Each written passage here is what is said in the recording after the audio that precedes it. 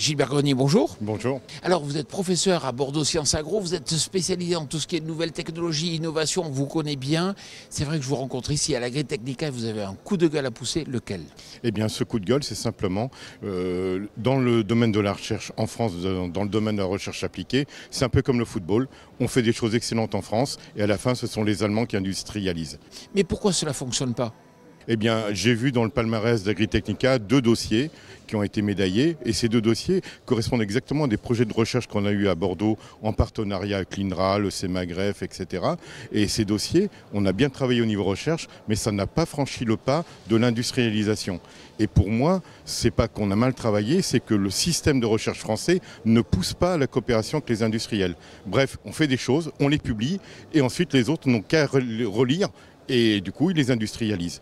Mais alors, comment expliquer que des sociétés françaises, des industriels français n'aient pas eu ces dossiers alors que les Allemands, eux, ont pu les industrialiser?